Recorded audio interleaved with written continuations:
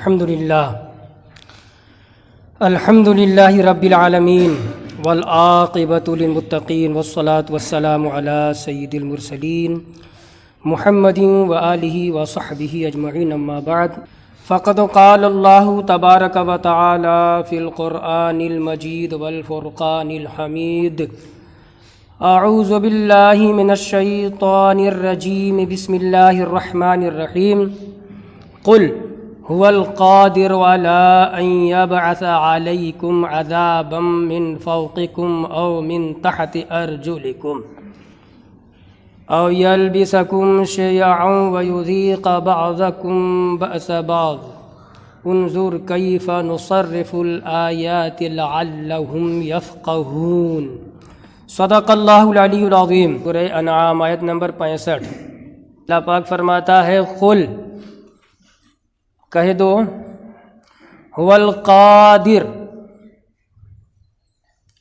وہی قدرت رکھتا ہے، علی ان یبعث علیکم عذابا، اے نبی کہہ دو وہی قدرت رکھتا ہے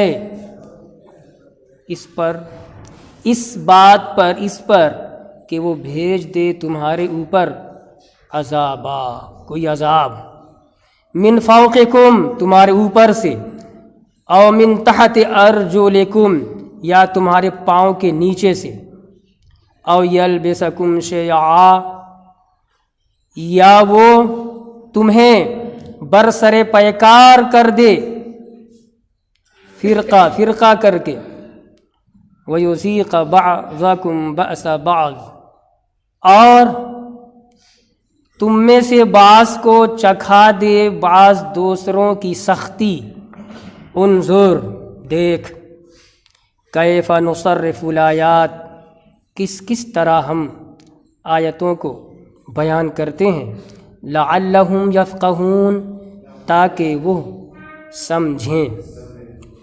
ترجمہ میں نے کیا ہے،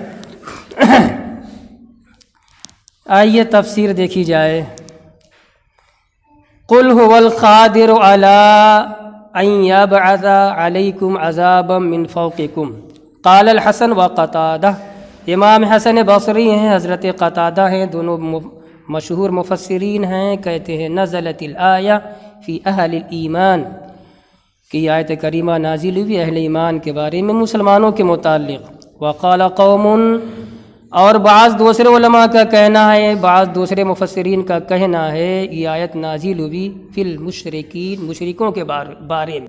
آگے کیا ہے، کہتے ہیں آیت میں یہ بات آئی ہے کہ وہی قدرت رکھتا ہے، اللہ تعالیٰ ہی قدرت رکھتا ہے کہ تمہارے اوپر بھیج دے کوئی عذاب تمہارے اوپر سے، تو اوپر سے عذاب کہتے ہیں یعنی الصیحۃ والحجارۃ والریح والطوفان، اوپر سے عذاب آنے کی بات واضح ہے، کوئی چیخ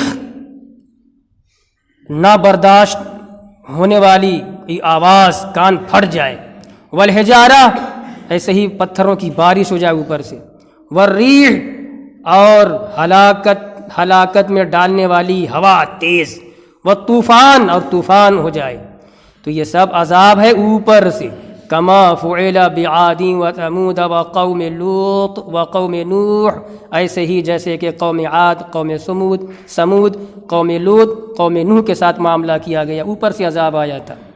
ہو گئی بات، تفسیر ہو گئی اوپر سے عذاب آنے کی۔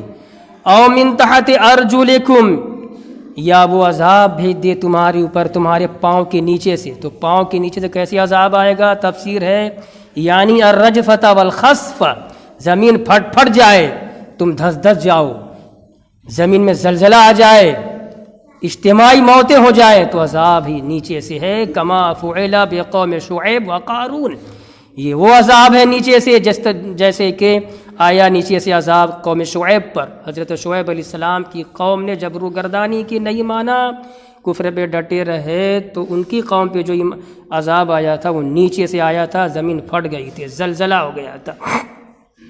اور قارون جب حضرت موسیٰ علیہ السلام کی اس نے تکذیب کی کہ سب بات تو مانتے گئے موسیٰ تمہاری، اب زکوٰۃ کہہ رہے ہو، زکوٰۃ فرض ہے، ہمارا پورا مال لینا چاہتے ہو کیا؟ نہیں مانیں گے تم کو، مرتد ہو گیا، بھاگ گیا موسیٰ علیہ السلام سے کی طرف سے ہٹ گیا تو قارون اپنے پورے خزانے سمیت زمین میں دھسا دیا گیا. یہ عذاب نیچے سے تھا. اور حدیث پاک میں ہے کہ قیامت تک، قیامت کب آئے گی ذرا سوچئے. اور اس کا زمانہ موسیٰ علیہ السلام کا زمانہ کئی ہزار سال ہو گیا، آج بھی زمین کے اندر دھستا جا رہا ہے. اللہ ہی جانے کتنی گہری زمین ہے، کہاں تک ہے. سمجھ گئے؟ تو اوپر سے عذاب آنے کی تفسیر، نیچے سے عذاب آنے کی تفسیر ہو گئی. اب تیسرا ٹکڑا جو آیت میں تھا، او یلبسکم شیعا، یا تمہیں ٹکڑی کر کے، فرقہ کر کے برسر پیکار کر دے. اس کی تفسیر کیا کر رہے ہیں؟ اے یخلطکم فرقا، تمہیں فرقہ کر دے، ٹولی کر دے. تو مسلمانوں میں ٹولی ہو جانا، فرقہ بندی ہونا، یہ بھی ایک عذاب ہے. بچنا چاہیے ٹولیوں سے، فرقہ بندی سے، ہے نا. اور کیا ہے تفسیر؟ وَيَبُثُّ فِيكُمُ الْأَهْوَاءَ الْمُخْتَلِفَةَ، اور تمہارے اندر مختلف خواہشات پیدا کر دے.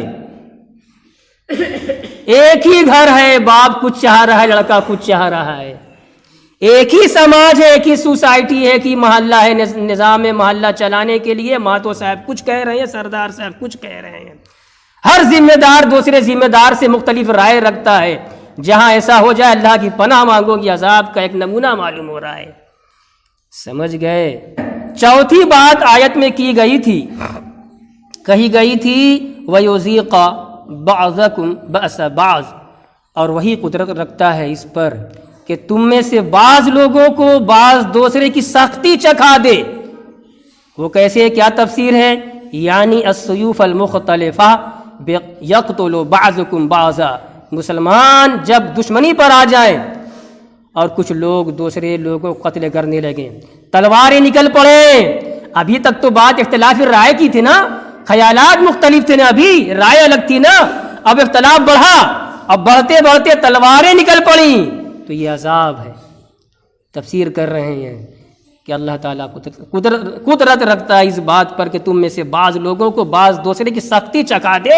یعنی اختلافات اتنے بڑھے، اختلاف رائے اس قدر آگے بڑھ گئی کہ تلواریں نکل گئیں اور ایک دوسرے کو قتل کرنے کی کوشش کرنے لگا. تو یہ سمجھ جاؤ کہ عذاب الہی ہے. 4 باتیں ہیں کہی گئی تھی آیت میں، اور تفسیر میں نے چاروں کی میں نے نہیں کی، جو لکھا ہے تفسیر میں نے ترجمہ کیا. اب یہاں پہ ایک حدیث لا رہے ہیں امام بغوی رحمۃ اللہ علیہ، بار بار حوالہ دے رہا ہوں. 516 ہجری میں ان کی وفات ہوئی ہے. 516 ہجری، 1443 چل رہا ہے، 1443 میں مائنس کر دیجیے 516 جو آئے گا، اتنا زمانہ ہوا. امام بغوی رحمۃ اللہ علیہ کی تفسیر بغوی ہمارے سامنے ہے، پورا نام ہے معالم التنزیل. یہ ہو گیا.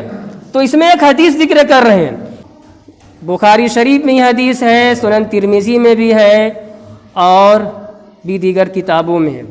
حدیث کیا ذکر کر رہے ہیں؟ میں سند حذف کر رہا ہوں، سند میں ہٹا رہا ہوں، صرف حدیث پر آ رہا ہوں. آخری راوی حضرت جابر رضی اللہ تعالیٰ عنہ صحابی رسول ہیں. حضرت جابر رضی اللہ تعالیٰ عنہ سے مروی، انہوں نے کہا لما نزلت هذه الآیہ، جب یہ آیت کریمہ نازل ہوئی. کون آیت کریمہ؟ یہ جو اوپر گزری ہے، قل هو القادر علی ان یبعث علیکم عذابا، آخر تک نازل ہوئی. تو حضور نے کہا اعوذ بوجہک، سخت وعید تھی نا، عذاب الہی کی بات تھی. جب ایک ٹکڑا سنا آیت کا، حضور نے پڑھا، دعا پڑھی. وہ دعا کیا؟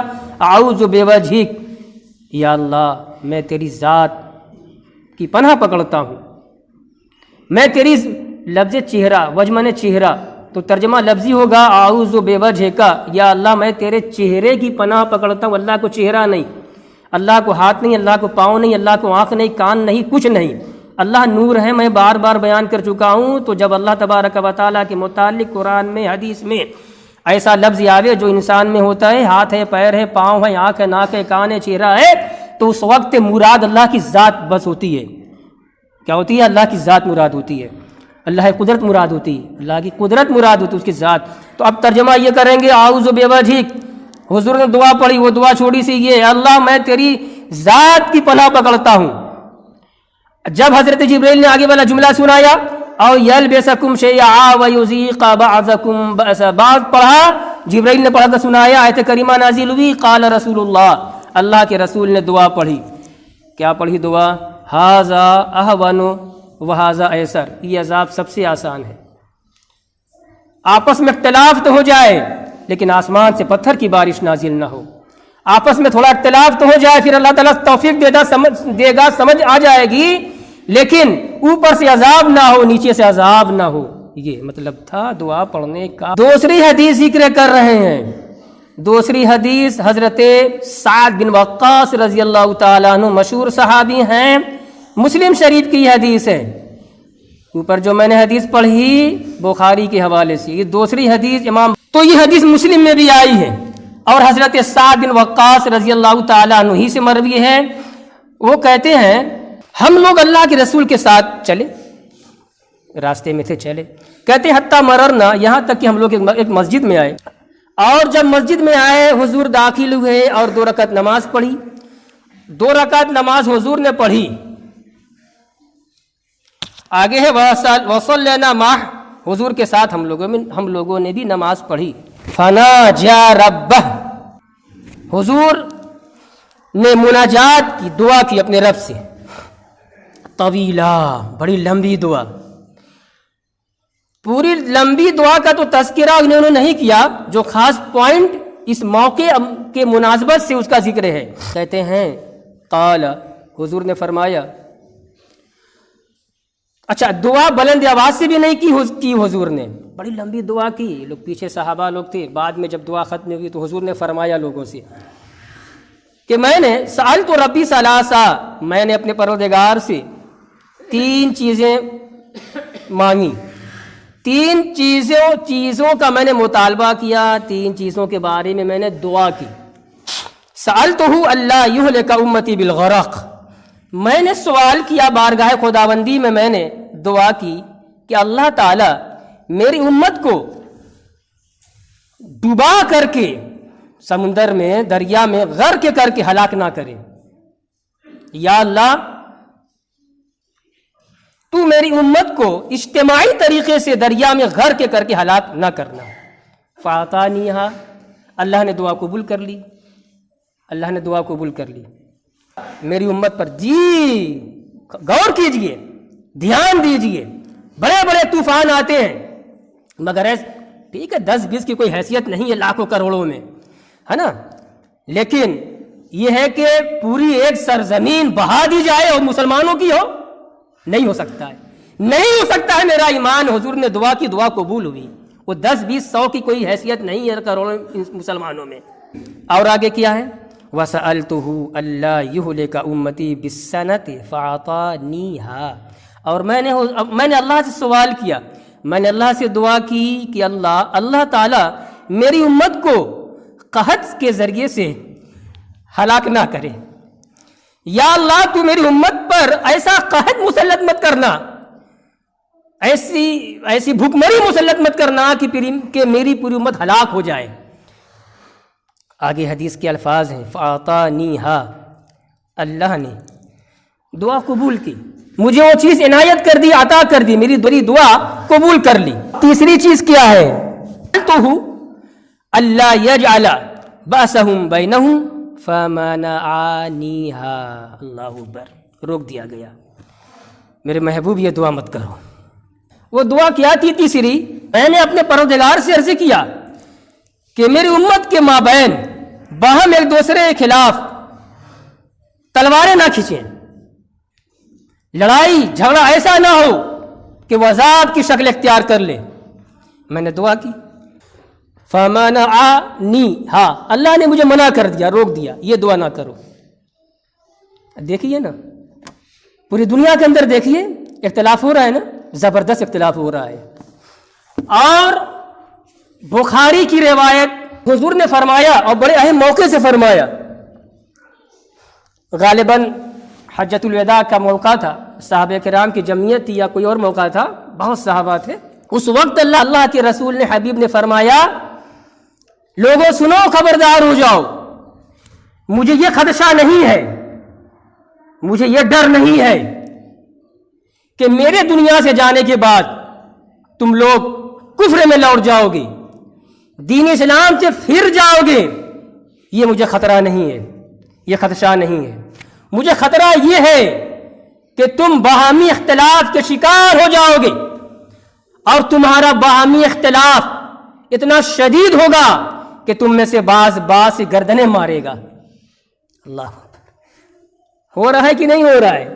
بچو مسلمانوں، بچو۔ تھوڑا موڑا اختلاف ہوتا ہے، گھر گھر میں اختلاف ہوتا ہے، اس کی بات نہیں ہو رہی ہے یہاں۔ اجتماعی طریقے سے امت کے مابین جو اختلاف ہو اور اختلاف شدید ہو جائے اور اتنا شدید ہو جائے کہ ایک دوسرے کے خون کا پیاسا ہو جائے، اس اختلاف سے بچو، یہ عذاب الہی ہے۔ اللہ ہمیں توفیق دے حق کہنے، حق سمجھنے، حق بولنے کی، حق پر عمل کرنے کی۔ وآخر دعوانا ان الحمد للہ رب العالمین۔